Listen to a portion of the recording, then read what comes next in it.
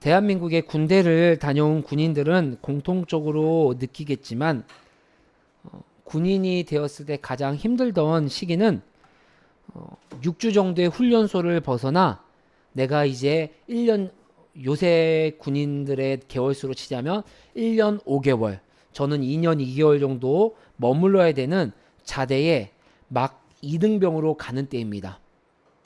그 시절 이등병으로 딱 도착했을 때 상병장들, 그 고참들의 얼굴만 봐도 움츠리고 얼마나 겁이 나던지요. 뭐 저에게 말을 시키면요, 막 떨려서 말을 제대로 못했어요. 그만큼 무서웠었어요.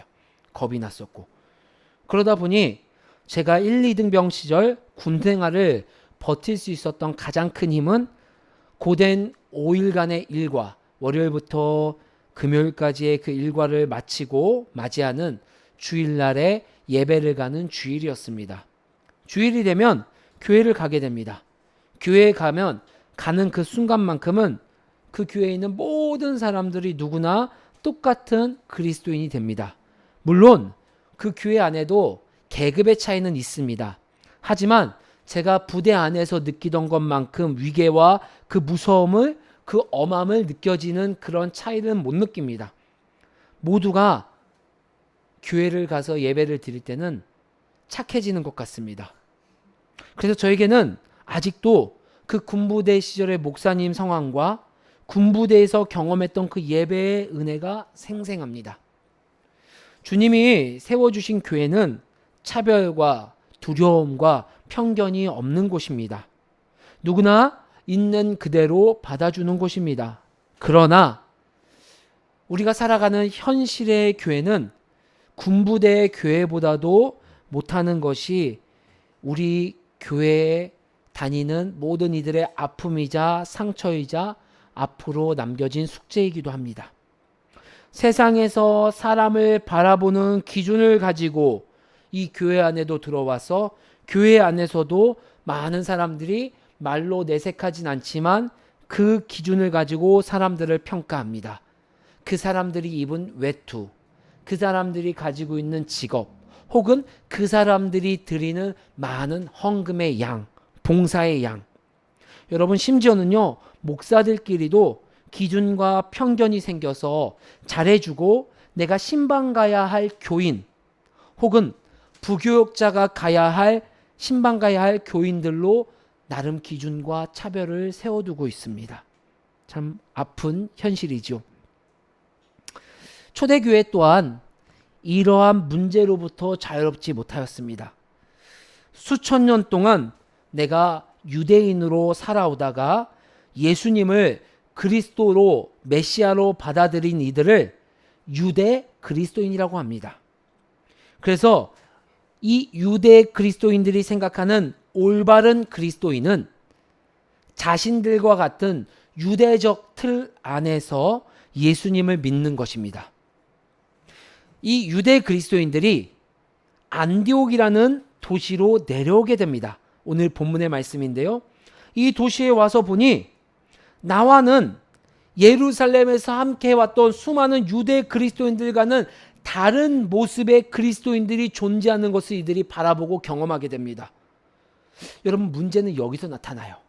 나와 다른 성향의 모습을 가진 이들을 바라봤을 때 유대인이었다가 예수님을 믿는 그리스도인의 눈에는 이방인으로 살아오다가 예수님을 믿는 그리스도인이 다른 것이 아니라 틀려 보이게 되는 것입니다. 그래서 이들은 안디옥에 있는 이방 그리스도인들에게 강력하게 주장합니다. 우리 함께 읽어볼까요? 시작. 몇몇 사람이 유대에서 내려와서 이렇게 신도들을 가르쳤다. 여러분이 모세의 관례대로 할례를 받지 않으면 구원을 얻을 수 없습니다. 아멘. 여러분, 너무 무섭지 않나요? 마치 이런 거죠. 우리 교회에 예배를 드리러 새로운 신자나 타교회 사람들이 왔는데 우리 교회 성찬식은 이렇게 진행합니다. 이렇게 성찬식을 참여하지 않으면 여러분은 구원받을 수 없습니다. 안디옥에서 복음을 전하고 함께 생활하고 있었던 바울과 바나바 편에서도 이 유대 그리스도인들의 입장은 한 번도 경험해보지 못한 문제였어요. 현실적으로 하나님의 성전이 있는 예루살렘의 그리스도인들은 할례도 받고요, 모세의 율법도 지키고 있기 때문입니다. 바울과 바나바는 이 문제의 심각성을 인식하고 급하게 예루살렘으로 올라갑니다. 그리고 제일 먼저 안디옥에서 일어난 하나님의 일들을 보고합니다. 수많은 이방인들이 할례를 받지 않았음에도 불구하고 그들의 모든 이방신들을 섬기던 삶의 터전들을 내려놓고 예수님을 구주로 영접하고 그리스도인이 되었습니다 라는 보고를 수많은 예루살렘에 있는 권위자들 앞에서 보고하는 거예요. 많은 사람들이 한마음으로 기뻐합니다. 우와, 하나님의 일이 저 이방 땅에서도 일어나는구나. 우리는 그동안 하나님의 백성, 유대인들, 아브라함의 후손들만 예수님을 믿고 그리스도인 되는 거라고 생각했는데 저 안디옥 땅, 또 수많은 열방 이방 땅들, 심지어 오늘날로 말하면은 이 조선, 대한민국의 황인종들 사이에서도 예수님을 믿고 그리스도인 되는구나 라고 수많은 사람들이 기뻐하고 환호합니다. 그런데 그 순간 몇몇이 일어나 또 이런 말을 하는 것입니다. 함께 읽어볼까요? 시작. 그런데 바리새파에 속하였다가 신도게 된 사람 몇이 일어나서 이방 사람들에게도 할례를 행하고 모세의 율법을 지키도록 명하여야 합니다 하고 말하였다. 아멘. 안디옥에 왔던 그 유대 그리스도인들 뿐만 아니라 이 예루살렘에서 정말 유대 그리스도인으로 살아왔던 이들이 일어나서 말하는 거예요. 그러면 안 됩니다. 그들이 정말 진짜 구원받았습니까? 우리가 보기에는 할례를 받지도 않았고 우리가 보기에는 모세의 율법도 지키지 않는데 무슨 그들이 구원을 얻습니까? 그들도 할례를 받아야 되고 그들도 모세의 율법을 지켜야 됩니다라고 다시 한번 유대 그리스도인들이 말하는 거예요. 이 문제에 대하여 먼저 베드로가 나서서 말을 합니다. 이방인 고넬료에게 내가 성령 하나님이 성령을 부어주셔서 구원을 주신 사건이 있습니다. 그리고 베드로의 말을 받아서 바울과 바나바 역시도 우리가 선교 여정을 하고 있는데 선교정 가운데서 이방인들에게 일어나 성령의 강권적인 사건들로 말미암아 그들이 구원을 얻었습니다 라고 유대 그리스도인들 앞에서 막 연설을 하고 말을 하고 있는 거예요. 그리고 마침내 예루살렘 교회의 지도자 야고보가 나타나 아모스 선지자의 말씀을 인용해서 지금의 상황을 해석해내는 거예요. 여러분, 중요한 것은요, 우리가 말씀을 읽는 것에서 멈추면 되는 것이 아니라 말씀을 읽고 그 말씀에 비추어 나의 삶을 해석해내야지 여러분의 삶이 하나님의 임재와 영광으로 가득한 삶이 되는 거예요. 말씀은 말씀대로 살아가고 내 삶은 내 삶의 이 세상의 룰대로 적용을 하면요, 여러분, 우리가 20년 30년 예수님을 믿어도 내 안에 정말 예수님이 살아계신가, 예수님이 나를 도와주시는가라는 것은 늘 퀘스천 마크로 살아갈 수밖에 없습니다. 오늘 야고보는요, 아모스 선지자의 말씀을 오늘 이스라엘 백성들에게 선포하며 해석을 하고 있는 모습을 우리에게 보여주고 있습니다. 우리 함께 읽어볼까요? 시작. 내가 다시 돌아와서 무너진 다윗의 집을 다시 짓겠으니 허물어진 곳을 다시 고치고 그 집을 바로 세우겠다. 그래서 남은 사람이 나 주를 찾고 내 백성이라는 이름을 받은 모든 이방 사람이 나 주를 찾게 하겠다. 이것은 주님의 말씀이니 주님은 옛부터 이 모든 일을 알게 해주시는 분이시다. 아멘. 여러분, 이 16, 17, 18절의 말씀은요, 아모스 성경 9장의 말씀이에요. 근데 야고보라는 선지자가, 야고보가 말하는 거예요. 아모스 선지자가 이런 말을 했습니다.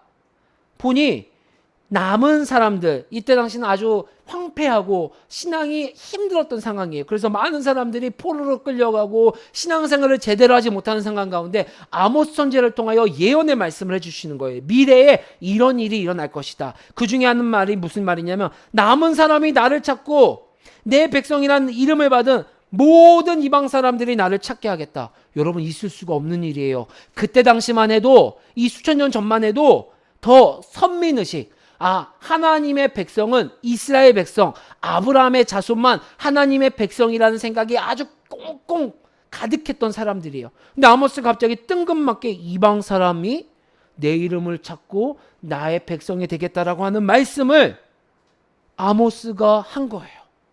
그런데 그 말씀이 실제적으로 수천 년이 지나서 이스라엘 백성, 예루살렘, 바울과 바나바를 통하여 열방 땅에 이 말씀이 이루어지기 시작한 거예요. 그리고 이 말씀 함께 읽어볼까요? 시작. 하나님께로 돌아오는 이방 사람들을 괴롭히지 말고. 아멘. 야고보는 아모스의 말씀을 해석한 거예요. 아모스가 우리에게 약속해 줬던 그 말씀이 지금 우리 삶의 자리에서 성취되었습니다. 그러니 우리 이제 하나님께로 돌아오는 이방 사람들을 괴롭히지 맙시다. 그들이 할례를 받지 않았다고, 그들이 모세의 율법을 우리처럼 지키지 않았다고 그들을 정죄하거나 그들이 구원받지 않았습니다라고 우리가 그들을 괴롭히게 할 필요가 없습니다. 하나님은 이미 오래전에 아모스 선지자를 통하여 모든 이방 사람들을 구원 약속을 해주셨기 때문입니다. 야고보는 그 약속이, 아모스의 약속이 예수 그리스도 안에서 성취되었음을 말해주고 있는 거예요.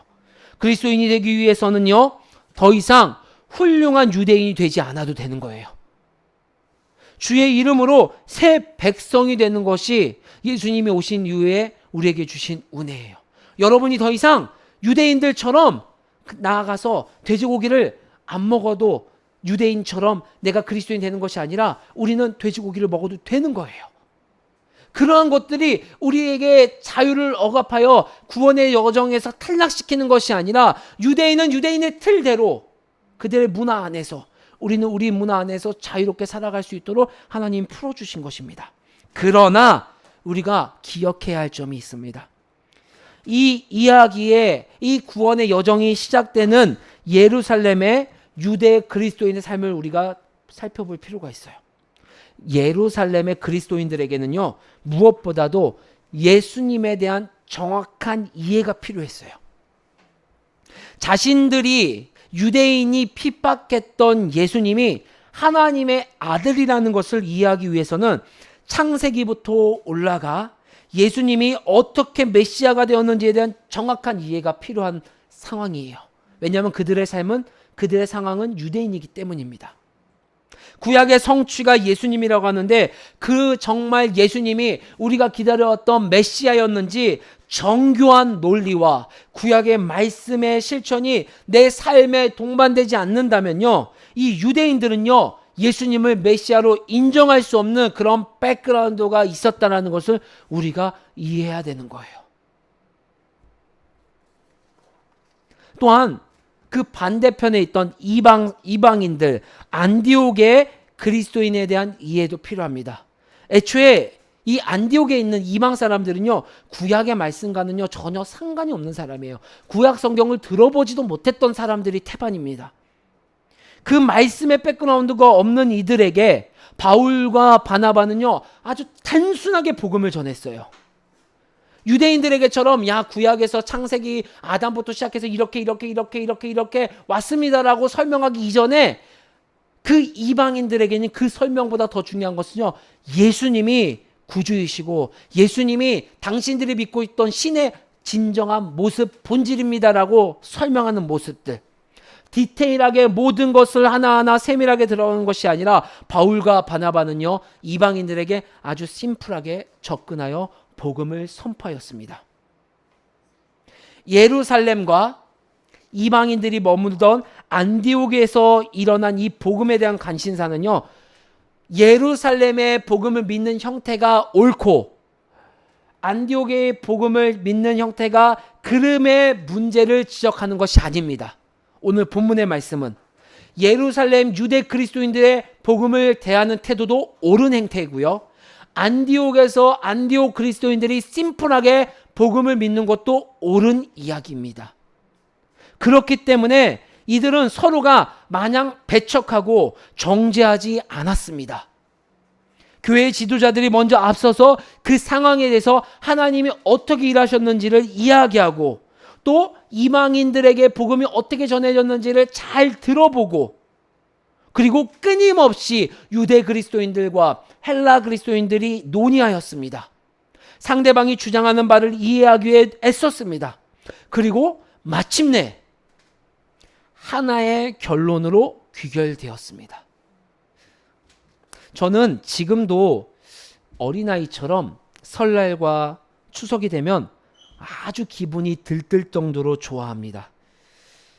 여러 이유가 있는데요. 그 중에 하나가 평상시 먹지 못하는 명절 음식들을 먹을 수 있기 때문이에요.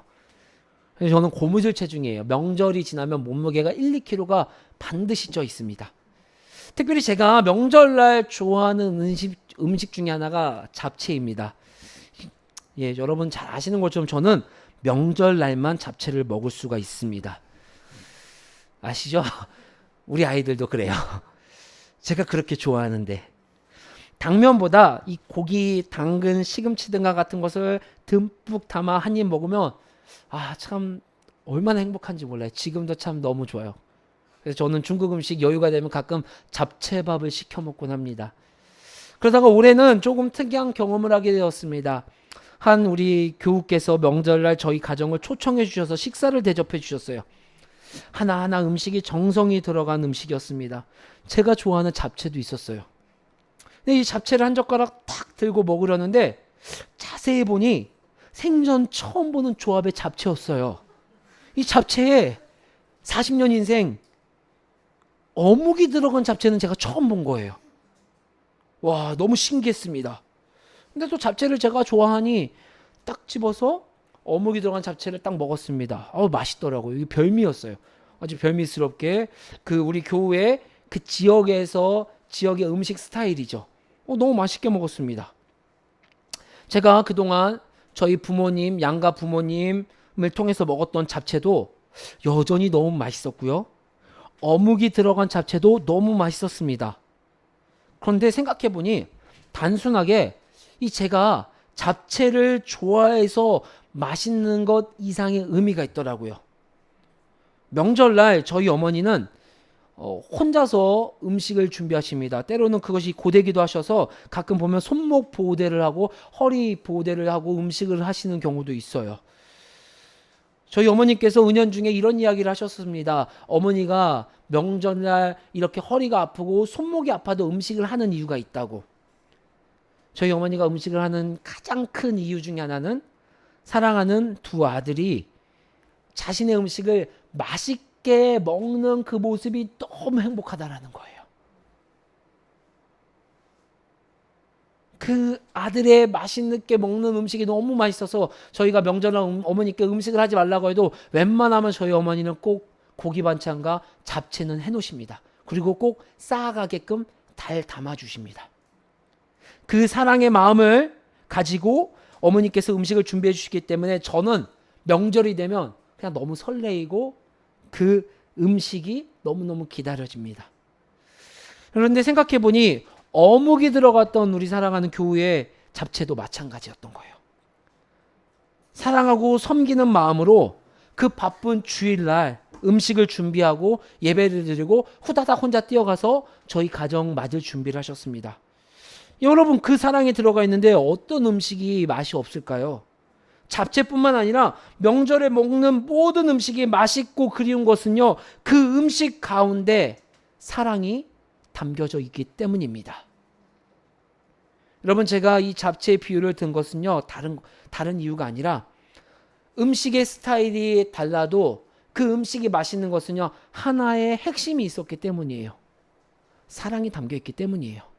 여러분, 아무리 15만 원짜리 호텔 뷔페에 초청을 받아서 가도요, 사랑하는 마음이 담기지 않고요, 그 자리가 껄끄러운 자리면요, 저는 바로 그 자리에서 집에 돌아오면요, 속이 거북하고 체하는 느낌이 있더라고요. 예전에는 그래도 체하지 않는데 이제는요, 시간 질러서 육신적으로 약해지다 보니 금방 체하더라고요. 다시 본론으로 돌아와 보겠습니다. 야고보는 예루살렘 교회와 안디옥 교회의 그 치열한 결론 내어질 수 없는 그 이야기 속에서 내린 결론은 단 하나입니다. 주 안에서 우리는 하나라는 것입니다. 그렇기 때문에 나는 너에게 나의 답을 강요하지 않을 거야. 너가 걸어가는 어떠한 걸음도 존중해 줄 거야. 단 하나, 너의 그 걸음이 예수님 중심에 있다면. 여러분, 우리는 끊임없이 배우고 노력해야 됩니다. 무엇을 배우고 노력해야 됩니까? 다른 사람의 걸음을 있는 그대로 존중해 주는 것. 성령 안에서 예수님 중심으로 사고하고 바라보는 법. 예수님이 중심이 되는 삶은 결코 누군가를 차별하지 않습니다. 결코 누군가에게 나의 것을 상대방에게 주입하지 않습니다. 그 교회에게 제가 가서 멱살을 잡고 어묵보다 그냥 잡채가 맛있어요 라고 제가 주입하지 않아요. 그 교우도 소고기국은 빨간 게 들어가야죠 하면서 그 교우도 다른 사람들에게 빨간색 소고기국을 주장하지 않습니다. 왜요? 음식 안에 정성으로 내가 할 수 있는 가장 큰 사랑과 정성으로 하는 것, 그것이면 족하기 때문입니다. 혹시 내가 나의 잣대로 누군가를 판단하고 정죄하고 있습니까? 그렇다면 나의 삶이 정말 예수님 중심으로 살아가고 있는지를 살펴보셔야 합니다. 이것도 맞고 저것도 맞습니다, 여러분. 하지만 예수님이 중심에 있다면 그 전제가 포함된 내용입니다. 예수님이 중심에 있다면요, 이것도 맞고 저것도 맞습니다. 나의 삶이 유연하되 꼭 한 분 예수님을 놓치지 않는 은혜를 우리가 붙잡아야 됩니다. 그럴 때 우리는 우리 삶에 주님의 눈으로 바라볼 것입니다. 그런 여러분들, 그러한 예수님을 사랑하고 예수님이 나의 삶에서 향기로 드러나는 귀한 우리 가족들이 되기를 주의 이름으로 소망합니다.